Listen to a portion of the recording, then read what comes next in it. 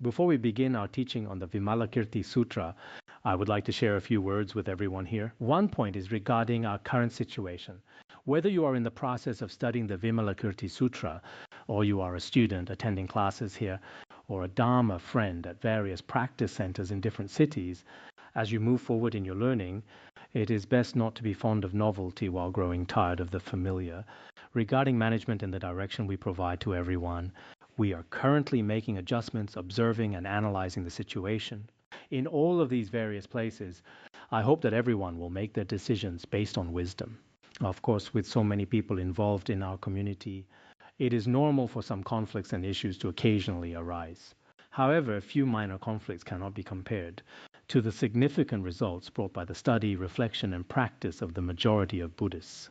These two things are not the same, as everyone understands.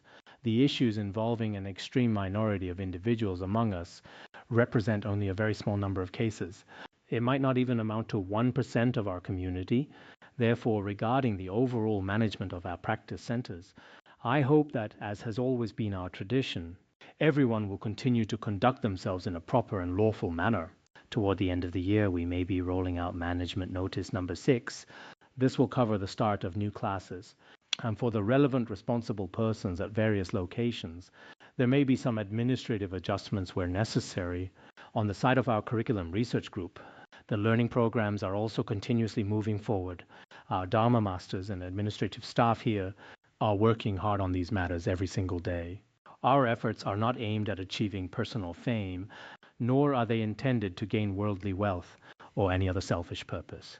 It can be said that this is an entirely selfless kind of dedication.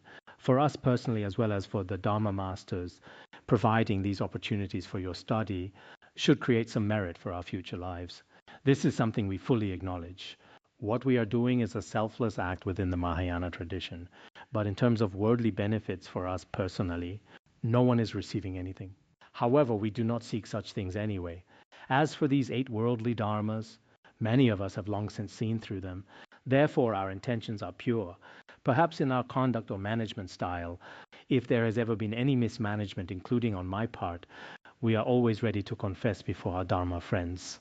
Actually, at this moment, there is nothing inappropriate being done. Indeed, every aspect of our academy is currently functioning quite normally.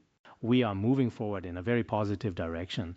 But if things continue to grow at this rate and our goals become increasingly large, eventually everyone will become exhausted and under too much pressure. I feel the same way. So my thought is that if the conditions are particularly favorable, then continuing to develop is perfectly fine. In this world and throughout boundless Buddha fields, there are infinite beings. The more people we can benefit, the better. Generally speaking, however, we are not like commercial entrepreneurs. Once we reach a certain point, our work should either run in a stable, balanced state, or it simply doesn't need to keep expanding upward. Currently, maintaining a steady state without chasing extreme peaks is my own personal goal. In this way, the pressure will gradually diminish for everyone. Therefore, regarding our Buddhist practitioners in the future, our numbers do not necessarily need to keep growing. Many from our larger cohorts have already graduated. Going forward, the numbers may slowly and naturally decrease. If that happens, it may be easier for us to manage. The quality of our study might even improve as well. Quantity is not the priority. If the quality remains high, that is a good direction to take. Another thing is the curriculum we have been offering. We are providing these studies for everyone in a very structured way. Aside from the regular courses, and recently, we had some discussions today regarding university lectures, including their management and certain teaching notes. We held these discussions earlier this morning. We are also continuing to study within the academy. Whether in the preparatory class or the full study program, the 16th and 17th cohorts are both actively studying. Even though I have never really promoted, advertised, or publicized my own works, in today's contemporary world, studying these teachings can benefit beings and help cultivate right views on cause and effect. It might be of some real help. Regarding this aspect, this year the Dharma masters and I are very keen on a new goal. We do not want to focus only on the deeper, specialized areas of Buddhism. More importantly, we want to engage with intellectuals, university students, and teachers. We aim to present teachings that suit their thinking and interests. This has become one of our major targets. By combining modern ideas with traditional mindsets, we can find skillful means within the Buddhist path to share the Dharma effectively. So as we go through the course of our presentations, every year is actually a continuous process of learning. However, some people within our academy, including some very formal monastics and practitioners, might feel that this kind of work is not especially or directly related to their own liberation. I can understand this perspective. But if you were to put yourselves in such a position and you needed to expound the Dharma in a similar setting, doing things in your own way, what kind of ideas and concepts would you communicate with others? In those moments, perhaps we can find some common ground in certain places. So regardless of whether you are from the academy or you are the Khenpos and Khenmos present here in certain environments, you can also learn or participate in these discussions. This is what I briefly wanted to mention before we begin. Today we are teaching about the practice center, but before we talk about that, we must ask, what is truly being promoted in our practice center? If it were up to me, concerning my own practice center, what kind of place would be considered essential? Regarding this, I may have some thoughts of my own. Now let us begin the recitation for the transmission.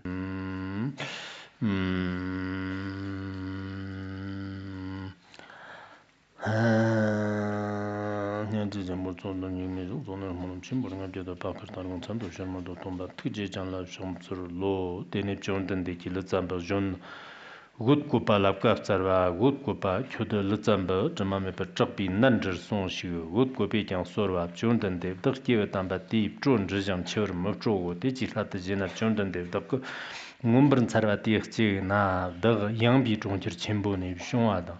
Lutzamba Jamame Petroba, Nondam Chivatam Jette, Deep Dala Keeper Mebatan, Ducky Yang. Daki jang de la ndirki ji ji so kyum da kyut gala gong kyut gale gong de le di dagla me ba shangchip ji nyang bo ne gong so dak de la me ba shangchip ji nyang bo ji sha gong ge zu la da di dagla ndirki ji che so rig ji wa shangchip ji nyang bo ji sha na Juma Mayan bi shir sambi nyambo wo zombi le jorbi shir di jorbi nyambo wo kyabar de kond chi bi shir de da lagbi sambi nyambo wo yang tagbar mabji bi shir shanjib di semji nyambo wo number Mumba Mri shir jimbi nyambo wo molum yongsur zogbi shir tena tsatam ji nyambo semjin tamchi la kong chowi sem me pe tena zobi nyambo shir mar dogbi shir sonji ji nyambo wo sem les rongwi shir sangtan ji nyambo wo ngonsum dam tongwi shir sherib ji nyambo semjin tamchi la sem nyambi shir shambi nyambo wo noba tamchi zobi shir de nyanje ji nyambo wo chu ji gawa la ga jang mubi shir de te gawi nyambo wo jisi chakba dang kong chowa mangbi shir te tangnyub ji nyambo Zhig ngombar shiba te, zhig ngombar shiba te, ngombar shibi nyambo wo, martuk bi shir te, nambar tarwi nyambo wo, semchan tamchi yongsar mambar shibi shir te, tabki nyambo wo, semchan tamchi dibi shir dewi nyambo wo, nandan ji nyambar shibi shir na te, tubi nyambo wo, tsarjan susur tukbi shir te, ngebi sembi nyambo wo, dipshe dang dima shibar pongbi shir, shanchib ji chok ji nyambo wo, jikten tamchi maflabi shir dembi nyambo wo, marikba Zagba Zapa Nirgashi Zapi Var Ki Shira, then Stenjam Rizin Jong Nyambo, Yang Tabachita, Jandam Gomber Zoper Shanchi Bishir, then Numo Tamji Rapta Jivit Nyambo, Simpson Tamchi Ngowan Meba Shirna, then Simpson Tamchi Nyambo, Tumban Mumber Shanchi Bishir, then Chu Tamchi Nyambo, Mario Shir, then Dodo Tamji Raptan Jumbi Nyambo, Jigba Damtari Shir, then Kansan Bit Nyambo, Manjikshan, Mavangavi Shir, then Sanki Jajobi Sunji Nyambo, Simpson Tamchin Marmpa Tiv Shirna, Top Dam Manjik Badam, Manjiba, Sanji Chu Tamchi Nyambo, Nyomumba Maliba, Nyomumba Malibi Shirna, Rigba Simji Nyambo, Simpson Tamchin Kimbi Ishi, Young Dr. Tribi Shir, then Semgir Kajik Machigla, Chu Tamchet Maliber Yonsu Kung, the Chepi Nyambo, Riki Testavi. Chizam the Shanchu Sawanam Power of Shimba Tang, Semchin, Yonsur membership at Tang, Dambi Chu Yonsun Zamba Tang, Givi Savatan, Dambi Kumba Dora Tang, Kumban Dora Tang, Dagbate Tang, Chikyam Shanchip Nyambo Le Gonso. Sanji ji churnam gongzhang, sanji ji chulang ni so chongden de tamban de shapa na ladang me rngabja zamji shanchip de semke de dagyan di popa mamchi ber jir do chongden de ti ladav dagyewa tamba de mzho nzhajam chevar mcho go. Today, we are teaching the Vimalakirti Sutra, correct? What are the principles taught within the Vimalakirti Sutra? You manage to find different flowers every day.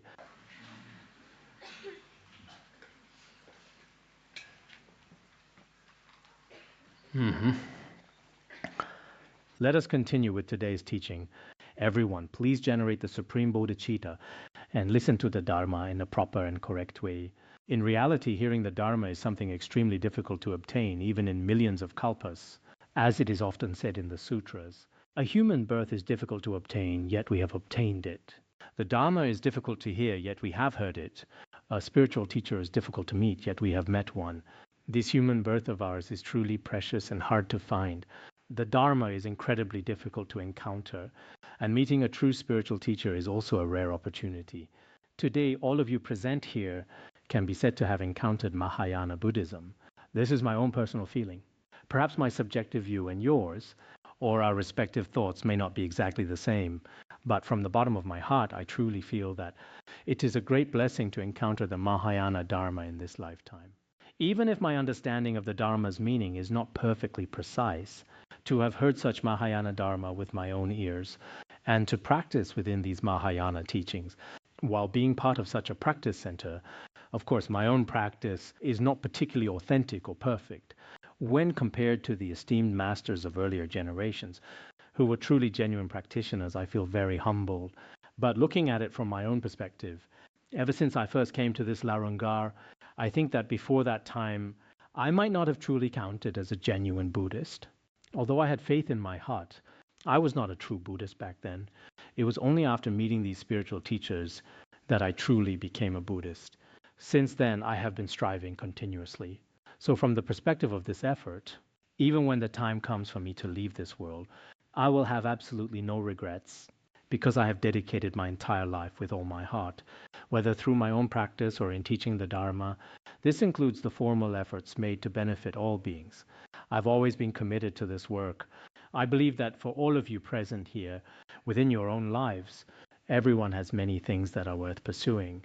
You have pursued them, enjoyed them, and attained them. But among all these achievements in the end, whether we look at it from the meaning across all future lives, or from the perspective of your own truly meaningful values in life, perhaps encountering the Mahayana Dharma is the most meaningful event of all. As I mentioned the other day, regardless of your own Buddhist studies, or having faith, even if you do not have faith, encountering the Dharma and this kind of spiritual culture is, for you personally, a very wonderful and significant story. Perhaps it is an extraordinary and unique kind of life story for every individual. So I hope everyone reflects on this. Although we teach for over an hour, and it may seem very ordinary in terms of the deeper meaning of your life and the seeds planted in your alaya vijnana, this experience might play an extraordinary role. Naturally, as your life continues into the future and unfolds within your own mind stream, you will gradually come to discover its value. Just like when we plant seeds in the ground, flowers may not bloom or fruits ripen in that very moment. But in reality, it doesn't mean that nothing is happening. Regarding this point, I believe all of you here today are wise people. You should understand this clearly. So let us continue with the teaching right away. In the Vimalakirti Sutra, we have already covered the dialogue between Vimalakirti the layman and Maitreya Bodhisattva. Actually, the dialogue with Maitreya was primarily carried out from the level of the fruit, meaning the perspective of the result Dharma. Now, today's figure in the dialogue is rather special. His name is Radiance Ornament Youth. He speaks about the causal dharmas of practice. His dialogue is conducted from this specific perspective. As for Radiance Ornament Youth, he does not appear very often in other sutras. Some sources mention that Ratnakara Bodhisattva, whom we discussed at the very beginning, was actually his best friend. They were very close companions. There is indeed this kind of account. It should be from Master Kuiji, right? In his commentary of Expounded by the Stainless One, it is stated that Maitreya Bodhisattva manifests in a monastic form. Among the Bodhisattvas, he appears as a monastic, while Radiance Ornament Youth manifests as a layperson. Among the Bodhisattvas, he appears in a lay form. Master Kuiji explains this in his commentary as well. In any case, Radiance Ornament Youth is presented here as a key Bodhisattva in dialogue with Vimalakirti the layman. Regarding the title Kumara or youth used here, some sources explain that Being called a youth does not necessarily mean being a young child. This includes those we often mention, like Manjushri Kumara, Sudana Kumara, and Radiance Ornament Youth. In truth, they attained great wisdom long ago. They remain in the most youthful and vigorous state. Therefore, the term youth does not necessarily refer to a child who has not yet matured. That is not what it means. So in the sutras, sometimes Manjushri Kumara is described as a youth of 16 years old. He is indeed described this way in terms of appearance. However, in another sense, his aspiration to guide beings will never grow old. It always stays vibrant and young. His wisdom is forever in the form of a youth. This is likely the meaning from that perspective. This is quite different from some of our Dharma friends. As their years go by and their physical bodies age and decline, their intelligence also gradually fades away. I feel this is very unreasonable. I think whether we are lay practitioners or monastics, as we get older, our thinking should become increasingly mature. Afflictions should become fewer, and wisdom should continue to open up. This is what a genuine practitioner looks like. Otherwise, it seems like some people study in their youth, but by the time they are old, their afflictions are especially heavy. Their tempers also become very fiery. In every aspect, they are worse than they were before. If others see this, they might lose all interest in learning Buddhism. Some people study for a long time, and it is said they have been at a certain practice center for 10 or even 20 years. Yet, if their character is worse than that of an ordinary person, that is not a good thing at all. As we learn more, we should improve and become more in harmony with other beings, while the afflictions in our mind stream should decrease. When we were teaching the precious garland of the Supreme Path recently, I mentioned that as self-clinging and afflictions weaken, this is the best sign of progress for practitioners of all capacities. It is the best sign of genuine practice. So to put it the other way around, if we have been studying for a long time, practicing and doing retreats more and more, then naturally our afflictions and self-clinging should be fading. Wisdom and a joyful heart should be increasing instead. That is what true practice looks like. Therefore, going forward, I hope that those who have spent a long time in practice centers, even if you still have afflictions or suffering in your mind stream, will try not to expose them too openly in front of others.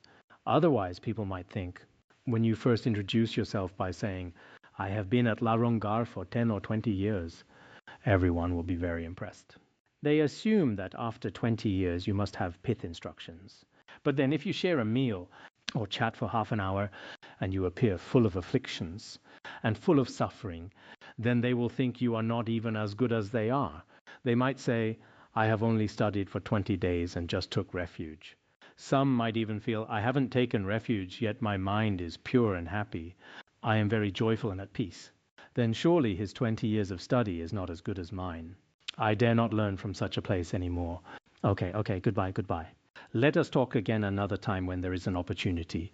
And then they start to leave. This is quite possible. So today, when we speak of being a youth, I would especially like to express a hope.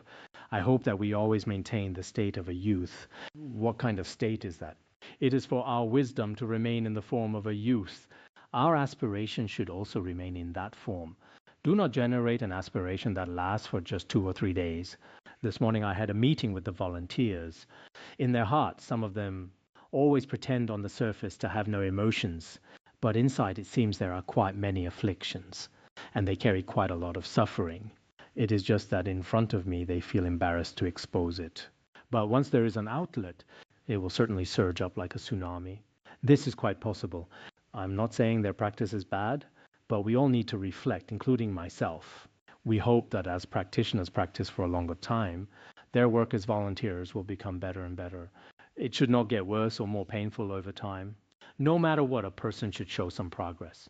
So I very much hope to learn the wisdom of Radiance Ornament Youth. At that time, the Buddha told Radiance Ornament Youth, now it is time for you to go to Vimalakirti and inquire about his illness. The Buddha wanted to know how his illness had been lately. We have sent 500 people and still there is no improvement. Then a couple more bodhisattvas were sent. But he still has not recovered. So the Buddha said, this patient is a little special, now you go. Radiance Ornament Youth replied to the Buddha, well-honored one, I truly dare not go and inquire about Vimalakirti the layman. What is the reason for this? Because I remember once in the past, I was coming out of the great city of Vaishali, At that time, I could not find a place of enlightenment inside the city. So I went outside to look for one, because housing inside the city was quite expensive and so on. At that time, Radiance Ornament Youth wanted to propagate the Dharma. He wanted to find a very good place of enlightenment, but there was no way to do that inside the city. So I had just left Vaishali, and at that moment, Vimalakirti, the layman, was entering the city. He was coming in from the outside. Some people were going out while others were coming in. We were at the boundary between the inner and outer city, perhaps at the city gate or a place like a toll booth. Just joking, of course, there were no cars back then. In that place, they encountered each other. Radiance Ornament Youth was heading out. Some masters say he was going to look for a place of enlightenment, so he was searching for a place to practice. Vimalakirti, the layman, was also coming through. At this time, Radiance Ornament Youth bowed before him, and I asked the layman, "From where are you coming?" I said, "Great benefactor, you are the most renowned person in Vaishali, the wealthiest and most powerful, the wisest and most blessed." I praised him in many ways. "Most outstanding Vimalakirti, the layman, from where are you coming?" The wording here is slightly different in some versions. For instance, in the Tibetan version, it says that when they encountered each other at the city boundary, Vimalakirti, the layman, respectfully said to me that he held great respect for me. There is a statement to that effect. Then Radiance Ornament Youth asked, "Retired scholar, from where are you coming?" Of course, this is not in many versions. It is just as our version states here. When they met, Radiance Ornament Youth prostrated to him. The reason for this prostration, as some commentaries say, is because when Maitreya Bodhisattva met him earlier, Vimalakirti had prostrated to Maitreya Bodhisattva, since Maitreya is a monastic. But here, Radiance Ornament Youth prostrated to Vimalakirti. The reason is that while Vimalakirti is a layman, his realization and conduct are very impressive. So Radiance Ornament Youth was especially reverent. There is also this kind of interpretation. At this time, Vimalakirti answered him, "I have come from the place of enlightenment," because the youth was precisely looking for such a place. Vimalakirti said, "I have come from the place of enlightenment." Then Radiance Ornament Youth asked, "Where is the place of enlightenment? What is it, and where can it be found?" He asked this because he was in the midst of searching for one. He asked the question in this way. Regarding the term place of enlightenment, what we are mainly discussing today is the place of enlightenment. The meaning of place of enlightenment might not be particularly easy to understand. Perhaps when you study the Vimalakirti Sutra, compared to some of our other teachings on cause and effect, or some Buddhist content with a narrative quality, some points here are a bit more difficult to comprehend. In addition, the dialogues between these bodhisattvas and Vimalakirti the layman are even more challenging to understand than the dialogues with the Shravaka disciples. They are a bit more difficult to grasp. This place of enlightenment is called Ningpo in Tibetan. Changchop Ningpo means the essence of Bodhi or the treasury of Bodhi. Ningpo carries the meaning of essence or quintessence. For instance, it can mean the treasury of Bodhi. It also has the meaning of a treasury, and it has the meaning of essence as well. Of course, it varies across many different translation versions. For example, Master Xuanzang translated it as wondrous Bodhi. There is a specific context here. In the Tibetan version, it first asks, "From where are you coming?" He replies, "I have come from the Bodhi Manda." Then it asks, "What is a Bodhi Manda?" The question is posed in this manner. Bodhi Manda, like some other versions in the past, also means quintessential treasury in Sanskrit. It also carries the meaning of a place of enlightenment. However, when Master Kumarajiva translated it, he basically used place of enlightenment. Some other translation versions also use the term place of enlightenment. Therefore, when we speak of the place of enlightenment today, everyone should approach it from its profound meaning. Bodhimanda refers to the treasury of Bodhi, or wondrous supreme Bodhi. It conveys this kind of meaning. In that case, what exactly is the place of enlightenment? What do most people consider a place of enlightenment to be? A place of enlightenment is a kind of location for spiritual practice. Dao means the path and Chang means the ground, so it is a place for cultivating the path. It is a place for cultivating the path. Just like what we have now, other religions also have their own versions.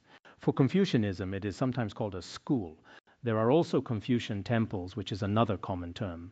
In Taoism, it is called a Taoist temple. In Buddhism, we sometimes use the words temple or shrine, but we most often call it a place of enlightenment. Sometimes it is also referred to as a monastic abode. As for other religions, In Christianity, for instance, they generally refer to it as a church. In Islam, it is called a mosque. Judaism also has its own different terms. So for many people in the world, the place where they cultivate the path can be called a place of enlightenment. As a general term, as we often say, many Dharma friends also frequently use it. Some volunteers often say that having a Buddhist place of enlightenment here is very important. Now, for people in the West, because the West does not have a long tradition of this, it is different from Tibetan Buddhism. In Tibetan Buddhism, some monasteries are already close to 1,000 years old. There are very many monasteries that have existed for several hundred years. As for Larongar, it is probably one of the youngest monasteries. It is not yet 40 years old, but it is now a monastery and academy well known to many people around the world. We can also call this place a place of enlightenment. Once there is a place of enlightenment, the path can be cultivated to completion.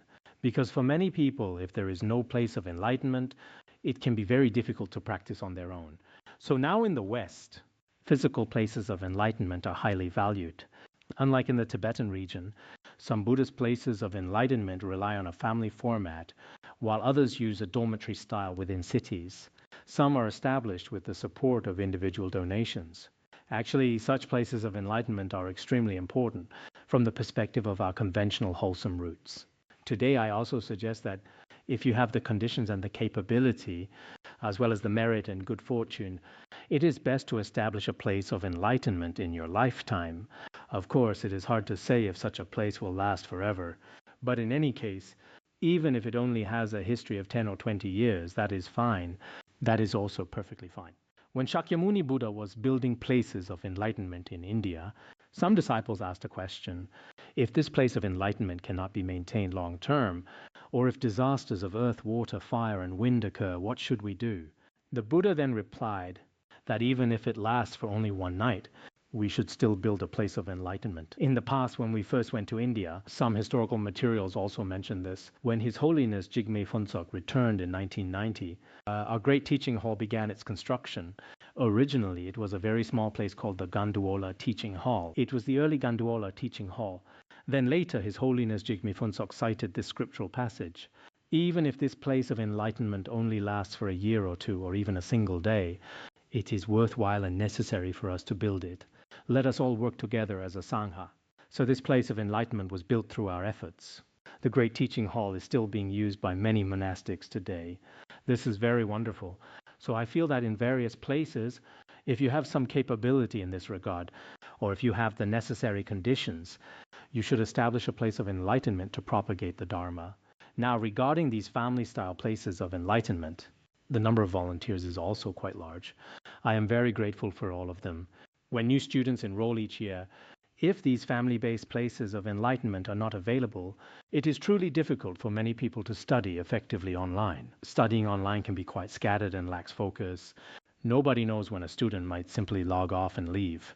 When they feel unhappy or discouraged, they might immediately close the computer and go to a bar. Such a situation is very dangerous for one's practice. However, if it is a physical place of enlightenment, a Dharma friend might ask why you did not attend yesterday. Everyone is looking out for you. We are all human and we naturally care for one another. You would think that you really should not behave like that next time, unless one is completely shameless and does not care what others think. Except for those few, most people would not act that way. So it is very important to value the place of enlightenment. Of course, the place of enlightenment we are discussing today may not require these physical locations. The 6 paramitas and the 4 types of mind, along with the 4 means of attraction, are all complete within ourselves. This is the special place of enlightenment that Vimalakirti, the layman, speaks of. For such a person, there is no need for a fixed location. Wherever you are is the place of enlightenment. In the future, some Dharma friends should not be so troubled. They worry about what to do if they have no place of enlightenment. They wonder what they will do when they return home. Even some of our monastics cannot find a suitable place of enlightenment now. They go to certain places but find them unsatisfactory. By the next day, they have already returned. If you truly cannot tolerate any physical place of enlightenment and find it impossible to stay there, remember that everyone possesses an inner place of enlightenment. From now on, you should simply abide in that inner place of enlightenment. Now let us continue with the teaching. What exactly is a place of enlightenment? He replied as follows: First, he speaks of 4 types of mind. The 4 types are sincerity, practice, profound mind, and bodhicitta. He first says sincerity is the place of enlightenment because of the absence of falsity. Sincerity refers to a very pure and upright faith toward practice. It is a state of completely pure faith. This should be considered a place of enlightenment. Why? Because it is free from all falsity. It has no impure mixtures. Mifam Rinpoche said that fairness and uprightness is the path of celestial beings, while deception and cunning is the path of demons. Fairness and uprightness is truly the path that leads to the higher realms. A mind filled with deception is essentially the path of demons. To have a real place of enlightenment, the mind must be pure and upright. As we learned in the Platform Sutra of the Sixth Patriarch, the text states that if the mind is devious, then even a Buddha is among ordinary beings. But if for one moment the mind becomes upright, then an ordinary being becomes a Buddha. This means that if our mind is sycophantic and crooked, that is to say, if our intention is insincere, even a Buddha would appear to fall into the state of an ordinary being. However, if the mind remains upright, and one recognizes the true nature of the mind, staying free from afflictions and maintaining honesty, one may look like an ordinary person but has actually attained Buddhahood. So what is emphasized here is sincerity. Of course, this sincerity does not mean being so blunt that you say whatever is on your mind without restraint. It is not about having no self-control at all. Speaking every single thought that crosses your mind is not what we call sincerity or a straight mind. And that can actually be quite dangerous, especially in modern times. As Mifam Rinpoche also pointed out, one should not speak aloud everything that one thinks. Even if you do say it, you do not necessarily have to act upon it. This is a very important pith instruction for everyone. Everyone should take note of this. That is the first point. The generation of practice is the place of enlightenment because it is able to accomplish things. Once we have established that sincerity, we must ensure that our actions come from the heart. This is similar to what we call the engaged bodhicitta. It means putting our aspirations into actual practice. This active practice is the place of enlightenment, because without taking action, it is impossible to accomplish anything at all. It is only when we take action that we can accomplish many things to benefit both ourselves and others. This is a point for all of us present here to remember. Do not just speak about these things in words. Everyone can say very beautiful things verbally, but in reality, if we do not act, many precious opportunities will simply slip away. This is especially true regarding the benefit of sentient beings. In personal matters, I can choose to do something or not as I please. But when it comes to activities that benefit others, as long as the conditions are ripe, we should not be afraid of being tired. Do not be afraid of what others might say about you. Do not worry about what others might think. Those things are unavoidable. As long as your own intention is pure and you believe it will help sentient beings, you should do it. This kind of action is very important. If you have not done anything at all through your behavior, then just speaking is useless. Some people are exceptionally eloquent in their speech. When we first established our Dharma propagation department, there was a Dharma friend who was very gifted at speaking. At that time, I thought he would be a great leader because of his eloquence. After some adjustments, we put him in charge. As it turned out, once he became the leader, he just kept talking. But regarding the actual execution, he did nothing himself. Things became very difficult later on. Fortunately, he decided to leave within 2 or 3 days. I did not even have to find a replacement. In the beginning, I listened to several of his private teachings. He would say how things should be and explain various meanings. Some people are indeed very good at talking, but if you do not get things done, it is of no use. In any matter, one must know how to actually carry it out. Think it through and then act while keeping aspiration and action inseparable. This is extremely important. Thirdly, profound mind is the place of enlightenment because of the increase in merit. Profound mind means that toward activities that benefit others, or toward our spiritual practice, we must go further and delve much deeper. This very profound state of mind is itself a place of enlightenment. What are its characteristics? It allows all merits to increase and flourish more and more. As I mentioned at the very beginning, many of us, including practitioners and Dharma masters, must ultimately develop a profound mind. Without it, if our mind remains very shallow, our practice will ultimately fail to succeed. I notice that some Buddhists become more and more drifting as time goes by. They become prone to wrong views and are liable to fall. This is a sight that I am very unwilling to see. But because they have not studied deeply or practiced in a profound way, many wholesome dharmas indeed cannot continue to grow. For the Dharma masters who teach and expound the scriptures, this point must be emphasized repeatedly. After teaching the Dharma for a while, logically one's suffering should become less and less. Affliction should decrease and one should become happier. I do not even dare to say this about myself, but it seems, perhaps as I get older, things are indeed slightly better than before. Now, when people talk about me in certain ways, I might be momentarily affected in person. But overall, I feel I'm slightly better than I used to be. Especially my confidence in my master and the Dharma has not regressed at all. Instead, it feels more and more solid. This sincerity and profound mind are very important. The Dharma Samgiti Sutra says, "World-honored one, just as a tree with a rotten root cannot produce sprouts, leaves, flowers, or fruit, similarly, if a bodhisattva lacks sincerity and profound mind, all wholesome dharmas will cease to grow." If sincerity and profound mind are missing, then all other wholesome intentions become impossible. So these two are very much needed. Sincerity is the foundational pure state of mind. Then on this basis, although we do not speak of the heart directly here, some great masters explain that there is also a mind within the generation of practice. Thus we have sincerity, the generation of practice and profound mind.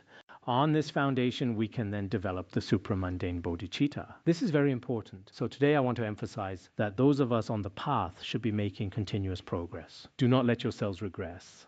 If you find yourself regressing, you should pray sincerely. You should examine the underlying reasons. Think back to when you first arrived.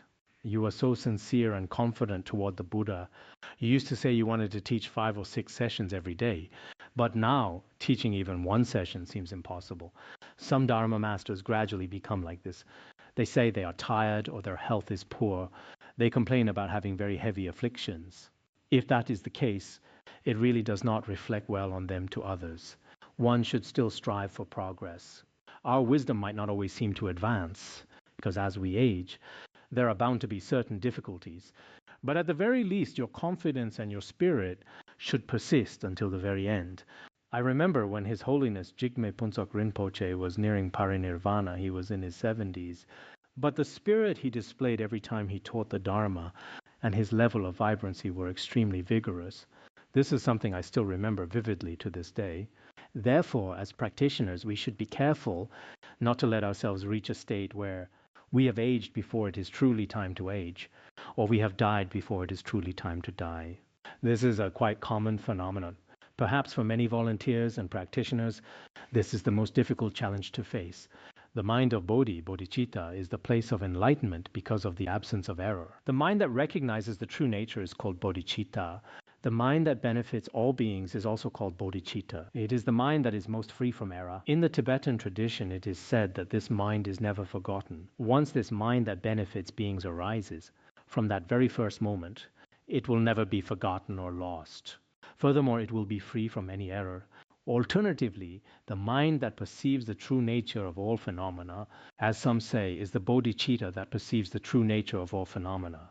This kind of bodhicitta is free from error because it has perceived the truly real dharmata. It can certainly be interpreted in this way. And the points above are known as the 4 types of mind for propagating the Dharma. Then continuing further, each section corresponds to Master Kuiji's outline. Next, we will discuss the 6 paramitas, the place of enlightenment of charity, the place of enlightenment of morality, and so on. What are these like? The first is, charity is the place of enlightenment because of not seeking after retribution. This means that when it comes to charity, actually the phrase is the place of enlightenment. In the Tibetan text, does not express a simple is relationship. It should be understood as the place of enlightenment of charity, since place of enlightenment refers to the very essence. The essence of charity is to not expect any ripening of karmic reward. What is the ultimate place of enlightenment and essence of morality? It is to fulfill all perfect vows, as the text describes. Of course, for this session, we will follow the Chinese style of interpretation. Why is charity the place of enlightenment? It is because there is no seeking of worldly rewards or any kind of selfish hope involved. This is the most ultimate form of charity. When many of us give, we often think about obtaining personal happiness or other gains. Why is morality the place of enlightenment? It is because all vows are fulfilled. It allows one to attain all merit and the power of aspiration. Since morality is the foundation of all merit, all of one's aspirations can be completely fulfilled. The Bodhicharyavatara says, attaining the mind of abandoning evil is said to be the completion of the paramita of morality.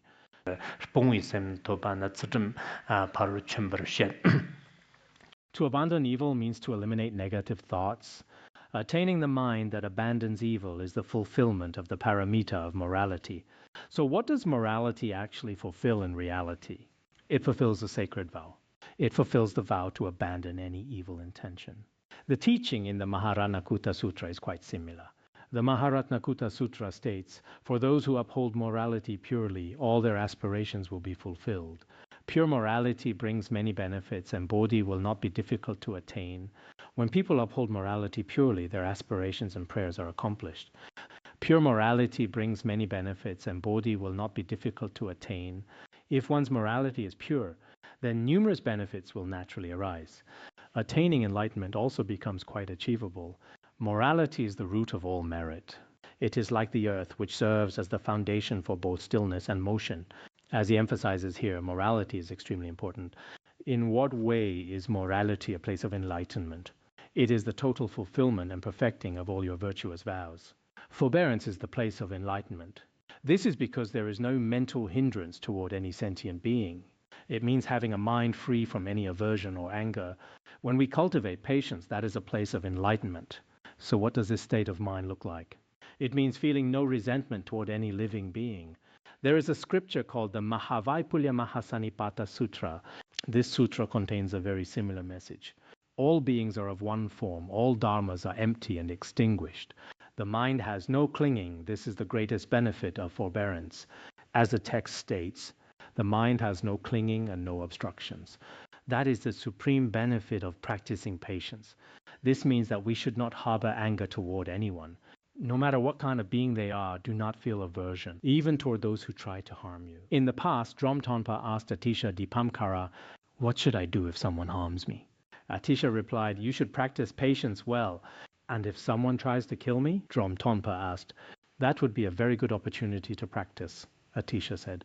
Most of us might find it impossible to reach that level. This is especially true for those who have just started volunteering. Sometimes they can be quite impulsive. Today I deliberately spoke to a few Dharma masters. I told them to their faces that someone had said or done certain things to them. Then these Dharma masters, I had previously thought their spiritual practice was quite advanced. However, when they are suddenly told that someone has reported them or made a complaint, their first reaction is to defend themselves and say that is not how it happened. Of course, testing our practice in this way can actually be very beneficial. In the past, some of the Khenpos here who taught the Dharma every day found that when they finally encountered personal challenges, they discovered they still had a trace of habitual aversion within them. This happens when they face people who report them. Regarding this issue, many people in the West can accept it very well when others offer critical feedback. They are quite open to hearing different opinions. This is because they utilize a form of critical thinking. They feel that when others criticize them, they should examine themselves. However, on our side, this is often viewed negatively as someone reporting or betraying us. As long as someone mentions a person's mistakes to another, they might think that they need to watch out for that person. They might feel powerless if the feedback was given to a leader. But they wait for an opportunity to strike back. They might vow to completely bring down the person who reported them. Many people truly possess this kind of narrow thinking pattern. In regards to this mindset, even if we do not look at it from the perspective of Mahayana Buddhism, but simply from the perspective of certain Western ways of thinking, I feel it is very necessary for some of us to go and experience the Western countries. If you have the chance, I highly suggest you go there. If there are opportunities to propagate the Dharma, you should all go.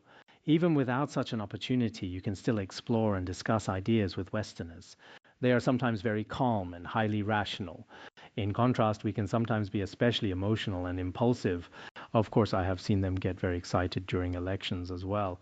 But relatively speaking, there are notable differences. So sometimes, setting aside the distinction between spiritual and mundane matters, certain principles from both Eastern and Western cultures are worth learning. Recently, I have been telling everyone not to be too impulsive. This includes how we conduct ourselves when meeting a spiritual teacher. Being overly fanatical or enthusiastic might not be particularly good. As it turns out, my advice has started to take effect. In terms of behavior, some people really wanted to shout Lama Kien out loud. They would start to say La and then stop. This is because they remembered the advice and wanted to say Lama Kien. When they said the first syllable, they used mindfulness to catch themselves. They stopped at La. Originally, they intended to shout the prayer, but they immediately restrained themselves with mindful awareness. This is like the story of Geshe Bengung Yao when he almost stole some tea. Just as his hand entered the tea bag, he remembered that he must not steal. Then he cried out loudly, "Benefactor, come quickly! There is someone here stealing things." So it is very good when we can restrain ourselves with mindfulness. In the course of your practice, when you discover your own mistakes, you should immediately exert control and calm down. As Buddhists, we should be fairly rational people. We should take a far-sighted view. It should be like a steady, thin stream. I think this metaphor is very appropriate. This applies not only to worldly matters, but is also very important for spiritual practice. The cultivation of patience works in the same way. Forbearance is the place of enlightenment because of the absence of any mental hindrance regarding sentient beings. This is especially true toward those who are unfavorable to you or who report you. In the future, if someone reports or criticizes you, your first reaction will certainly be anger. Whenever you see that person afterward, you might think, this is the one who reported me. This person is the one who betrayed me. I told them today that from now on, let us not use the word report. Instead, we can call it providing feedback. Framing it this way makes it feel a bit better.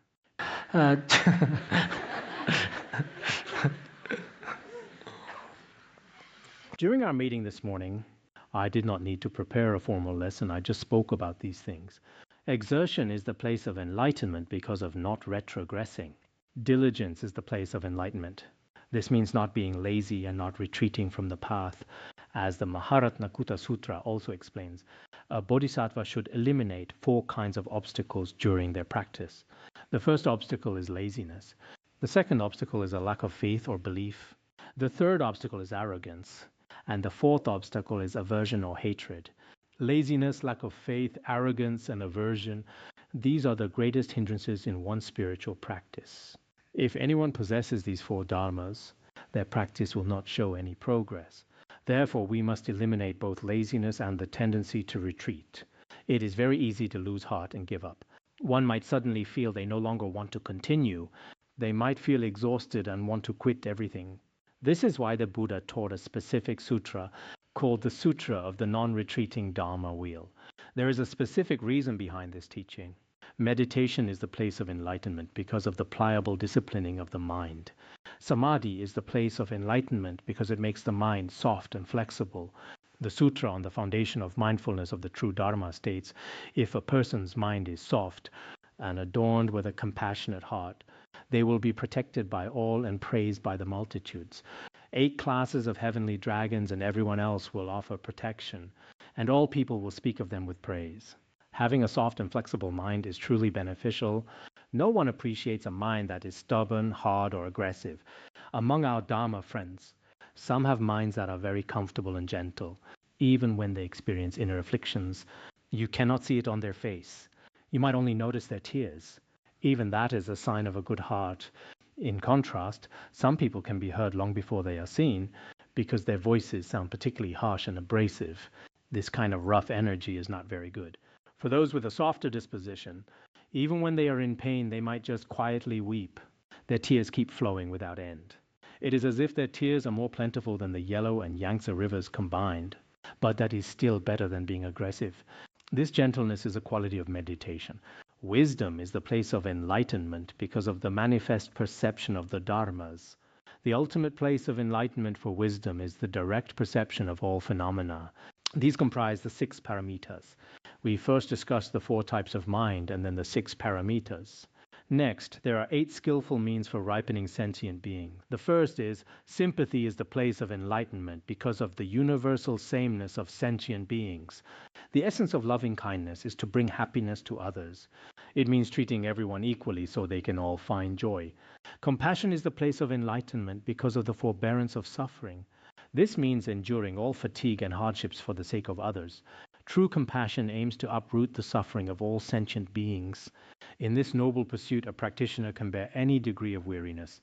This is how compassion becomes the place of enlightenment. Next is the place of enlightenment through joy. Joy is the place of enlightenment because of taking pleasure in the Dharma.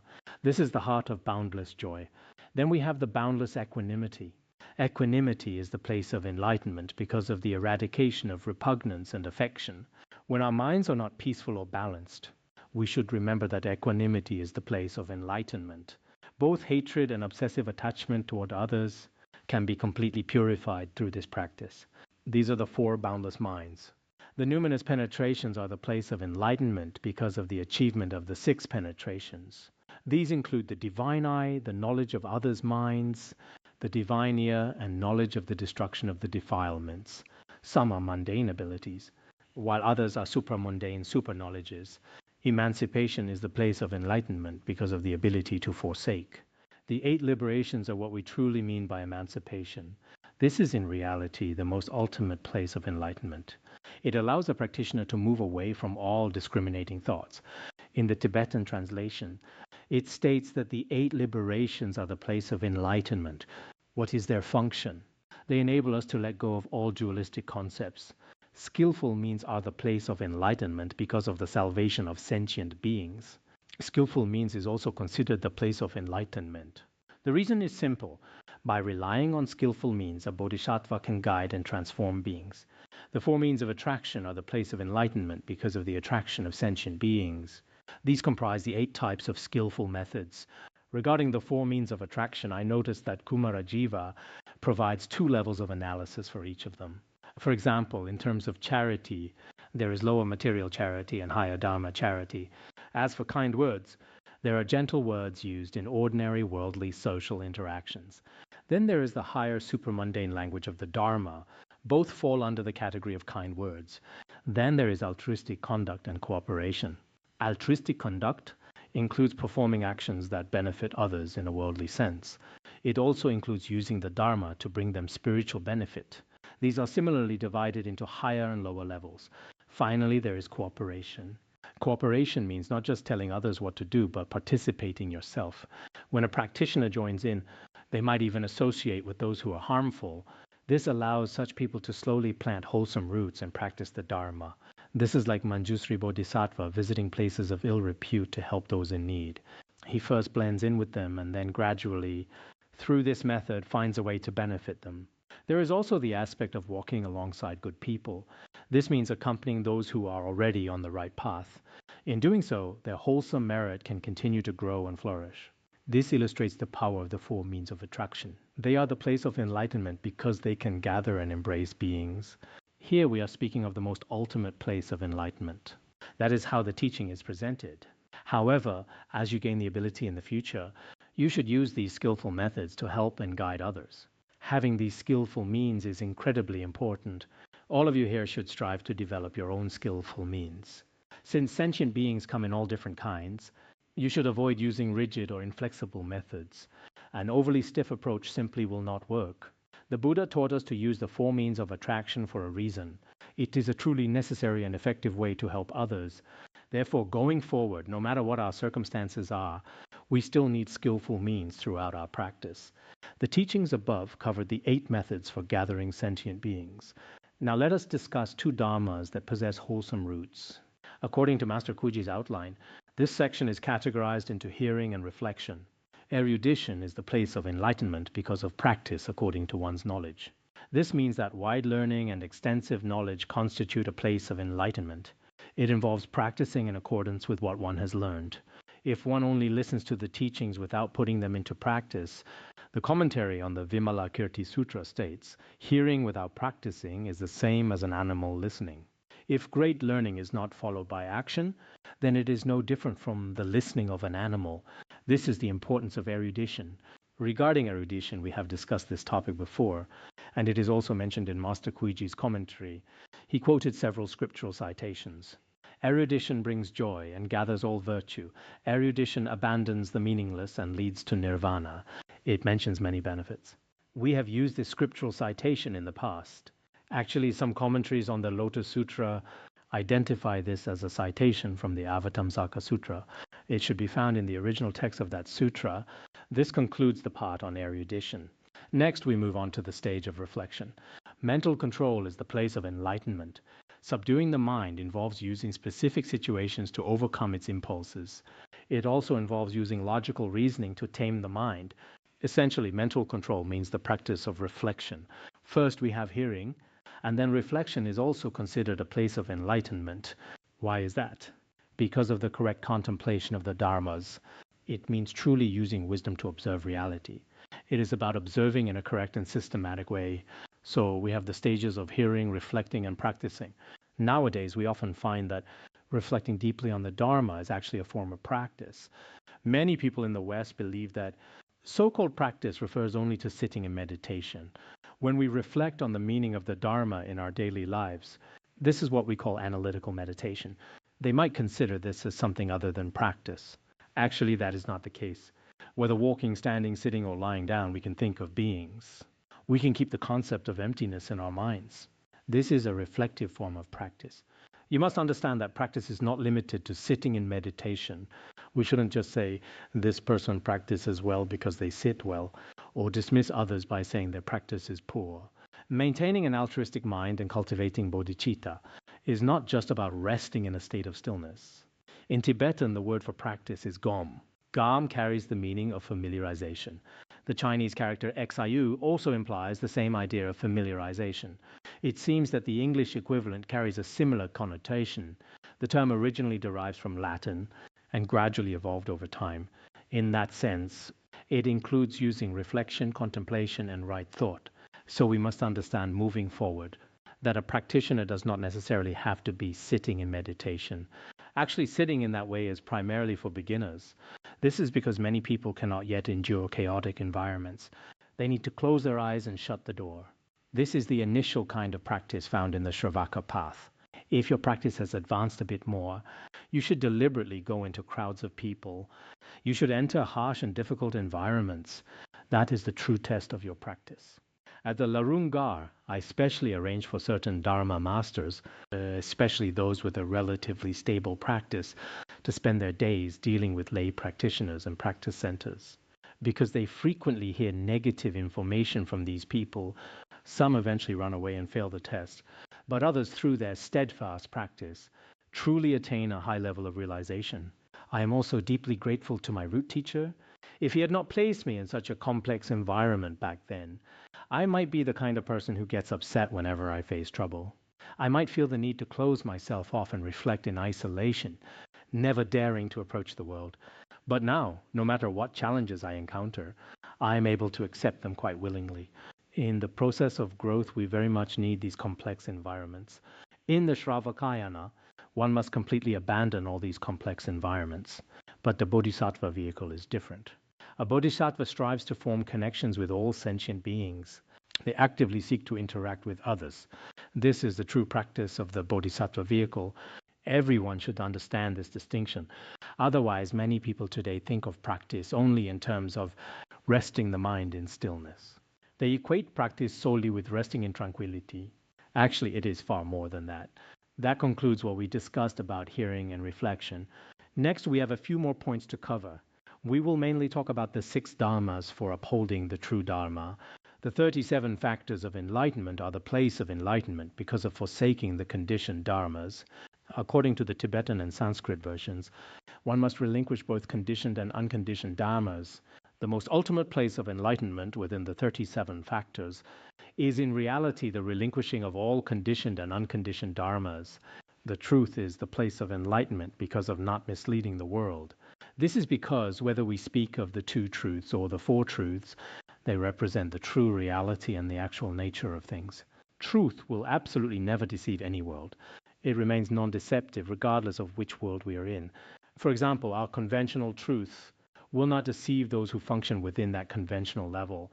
The ultimate truth will not deceive those who seek understanding on the ultimate level. It is the same for the truths of suffering, origin, cessation, and path. They will not deceive any being in the world. Conditioned generation is the place of enlightenment, because ignorance and so forth through old age and death are all unexhausted. The ultimate place of enlightenment regarding conditioned generation is that everything from ignorance to old age and death is completely extinguished. However, the Chinese text uses the term unexhausted. This word unexhausted appears in many versions, and is how the Chinese translation expresses it. But in the Sanskrit and Tibetan versions, it means that all links from ignorance to old age and death have been extinguished and severed. If we interpret it as unexhausted, many masters, including Master Kuiji and Master Huyuan, have their own explanations. They suggest it means that the cycle of samsara has no end. But from a logical perspective, this interpretation feels a bit forced. Some scholars have analyzed the text and found that in the original Indian Sanskrit, there is no negative prefix a here. So completely extinguished might be a better translation. It would mean that everything from ignorance to old age and death is exhausted. Alternatively, following the Chinese way of interpretation, it could mean the chain from ignorance to the exhaustion of ignorance. This means even the concept of exhaustion of ignorance is absent. The same applies to old age and death. The link of old age and death is essentially empty. From the most ultimate level of true nature, perhaps that is how we should understand it. But looking at the overall flow of the text, it suggests that from ignorance to old age and death, nothing inherently exists. The most ultimate reality of conditioned generation is that all 12 links of dependent origination are empty. In the end, that is the ultimate truth. The afflictions are bodhi because of understanding according to actuality. In some other versions, it says quelling the afflictions. Quelling all afflictions is a place of enlightenment because one knows them as they truly are. But the version we have in Chinese is phrased differently. Actually, both interpretations can work. Since afflictions are a place of enlightenment, it means that afflictions are precisely bodhi. If one perceives them correctly and authentically, then the very essence of those afflictions is also a place of enlightenment. Or speaking in terms of outward appearance, eliminating those afflictions is also a place of enlightenment. So we can understand it from both sides. Since there are different versions, it is hard to say which one is the most ultimate. But in Sanskrit, it is still expressed as quelling the afflictions is the place of enlightenment. Sentient beings are the place of enlightenment because of understanding no self. Sentient beings constitute a place of enlightenment. The ultimate nature of sentient beings is a place of enlightenment. Why is that? Because in the end, beings have no form of self, no form of person, and no form of being. It is because there is no inherent self. The self of each being is only temporary. The true place of enlightenment and the truly ultimate nature of things is in reality selfless.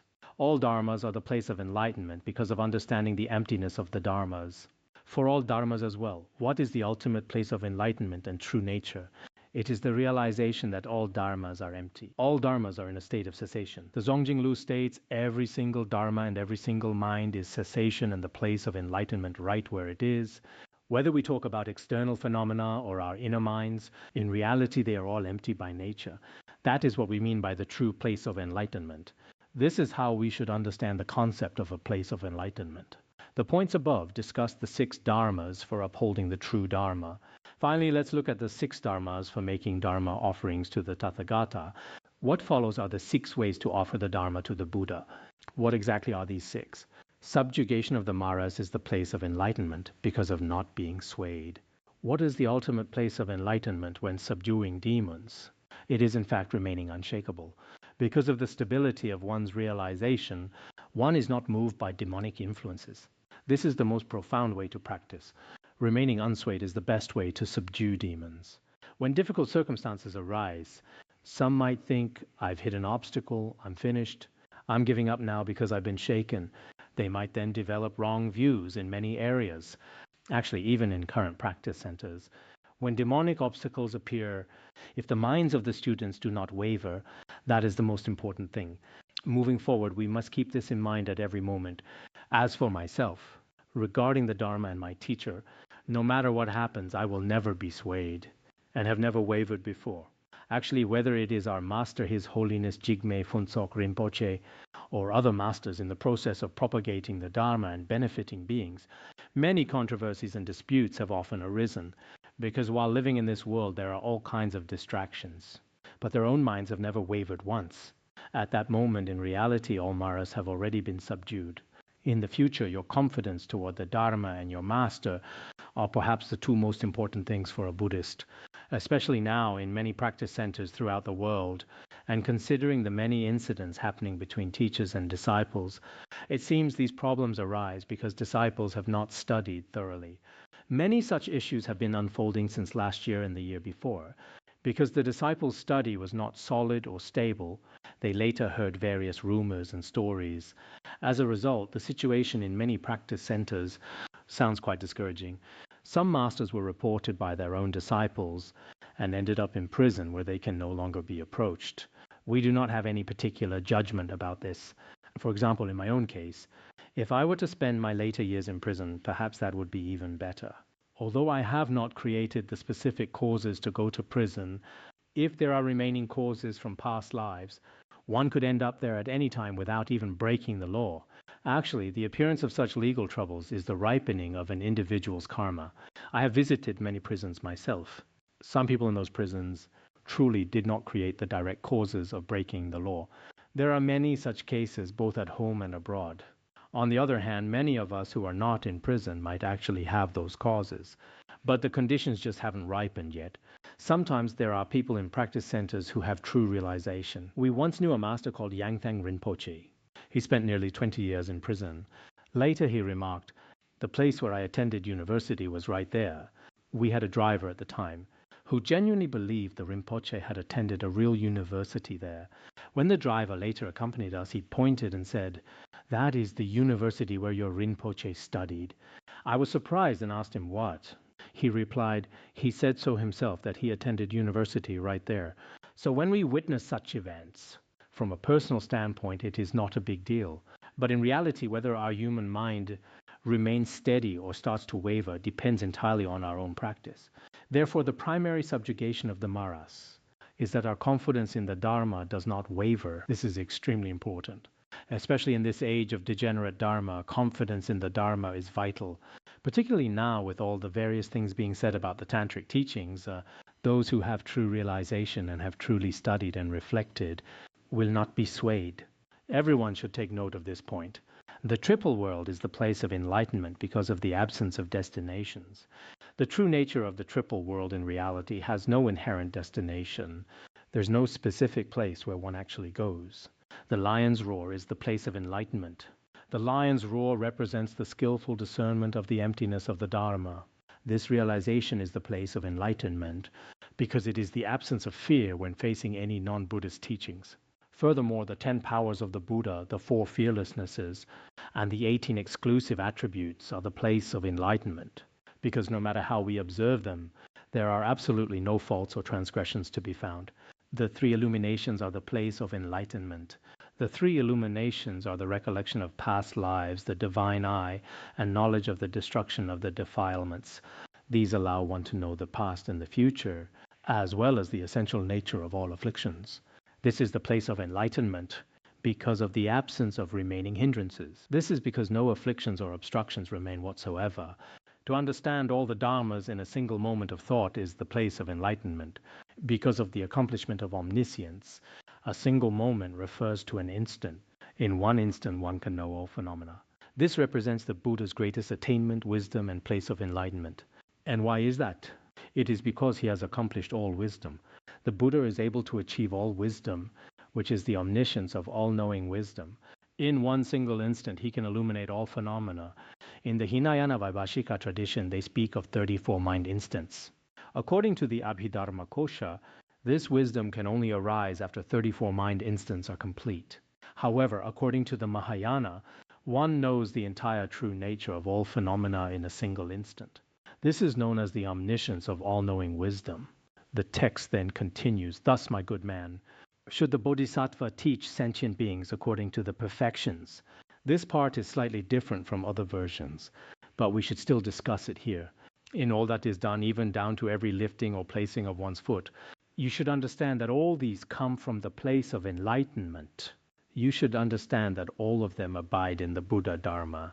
This means that, my good man, as a bodhisattva, one must practice in accordance with the 6 paramitas mentioned before, while also working to ripen and teach sentient beings. Also, this version is slightly different from others, so I will simply explain it according to the Tang translation.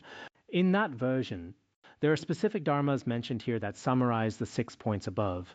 As we discussed just now, first there were the 4 types of straight mind, then the 6 paramitas, followed by the methods for teaching sentient beings, then upholding the wondrous Dharma, And finally, the 6 dharmas for possessing wholesome roots.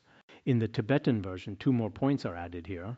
That is to say, one is possessing the paramitas, another is possessing the teaching of sentient beings, along with upholding the true Dharma and possessing wholesome roots.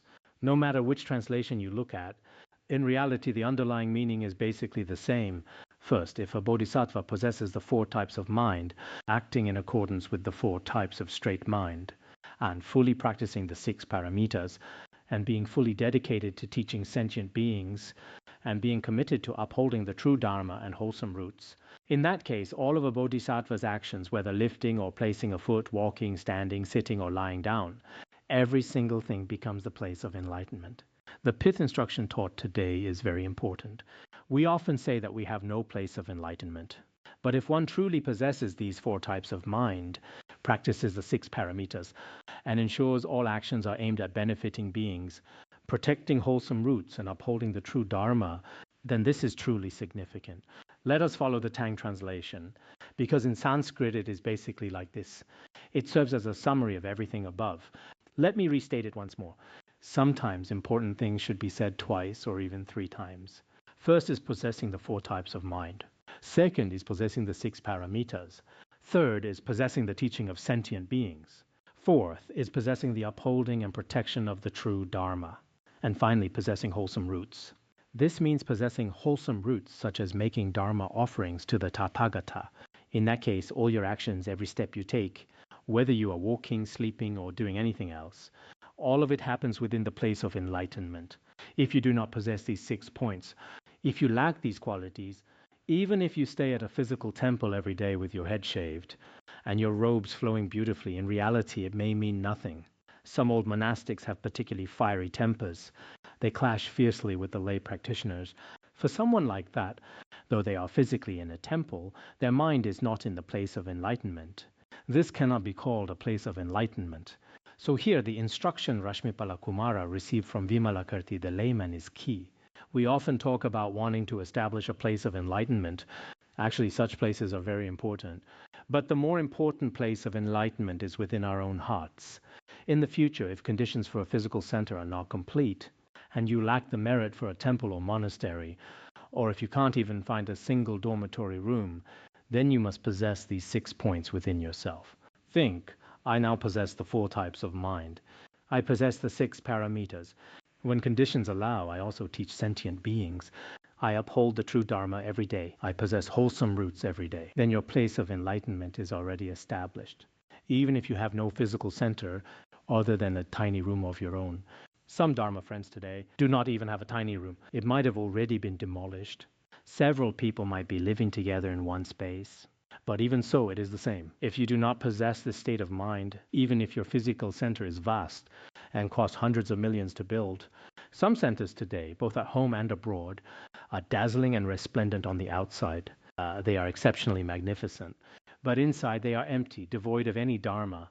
At most, there is a Buddha image and 1 or 2 people staying there, and their realization and practice are not significant. They do not study or reflection.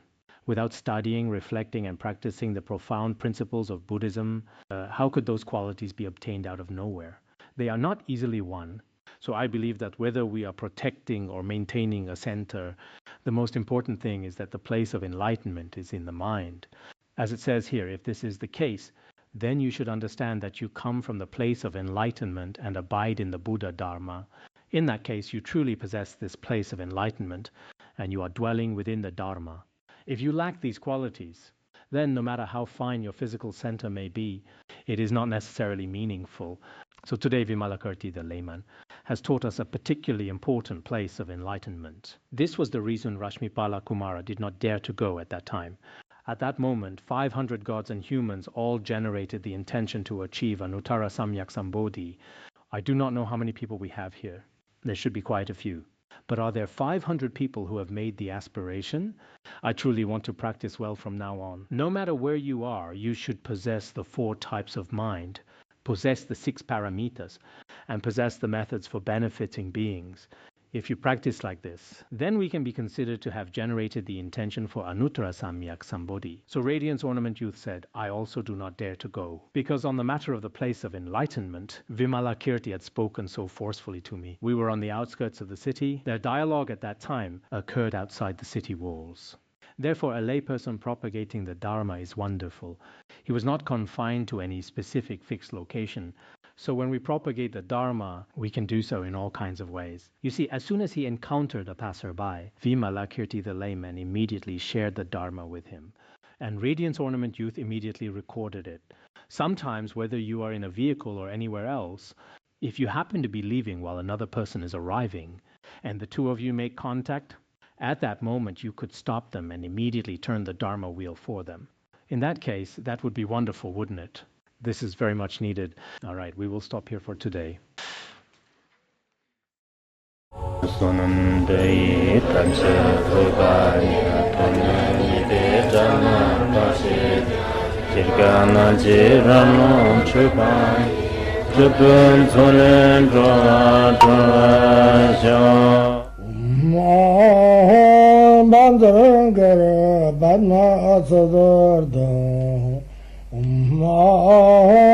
Bandharangara Padmasada